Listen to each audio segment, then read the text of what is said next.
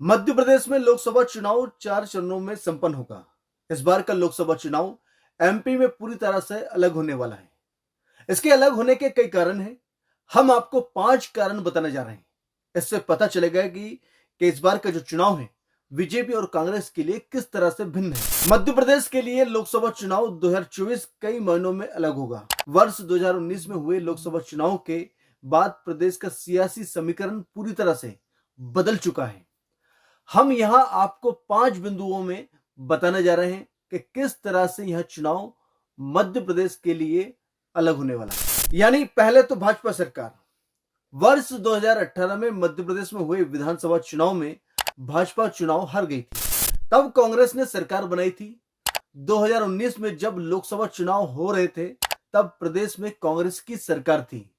तब भाजपा के सामने दबाव जैसी स्थिति निर्मित हो गई थी। लेकिन अब जब चुनाव वर्ष 2024 में हो रहे हैं तब प्रदेश में जबरदस्त बहुमत के साथ भाजपा की सरकार है। अब दूसरा कारण शिवराज की विदाई। मध्य प्रदेश में भाजपा सरकार में करीब 17 वर्षों से ज्यादा मुख्यमंत्री रहने वाले शिवराज सिंह चौहान की हाल ही में विदाई हुई है। उनकी जगह डॉक्टर मोहन यादव को मुख्यमंत्री बनाया गया है। बुदनी से विधायक शिवराज सिंह चौहान को विदिशा लोकसभा सीट से बीजेपी ने मैदान में उतारा है। यह भी एक बड़ा कारण है। तीसरा कारण हम आपको बता रहे हैं, कमलनाथ से मुक्त हुई कांग्रेस।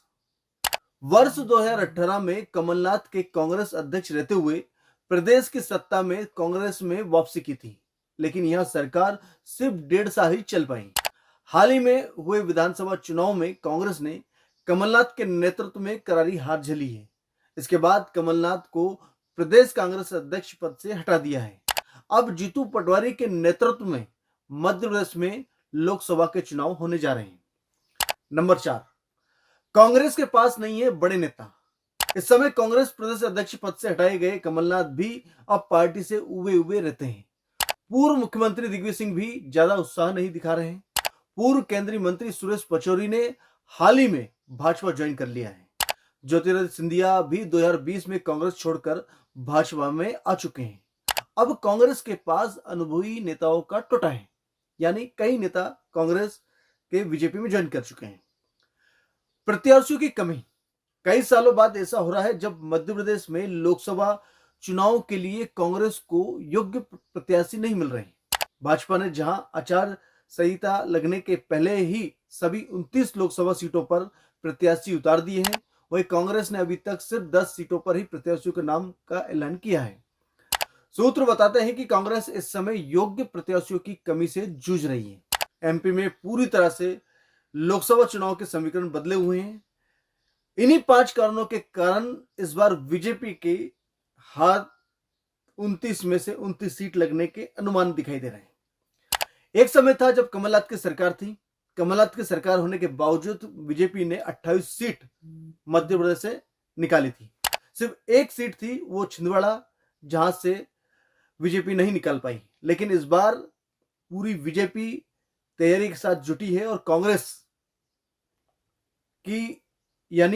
को एक भी सीट नहीं देना चाहती है मध्य प्रदेश में। भाजपा का इस समय पलड़ा भारी दिखाई देता है। मोदी लहर है और मोदी की गारंटी के तहत इस बार मध्य प्रदेश में 29 की 29 सीट जीतने की तैयारी बीजेपी कर रही है। आज के लिए फिलहाल इतना ही। फिर मिलेंगे नई अपडेट के साथ। नमस्कार।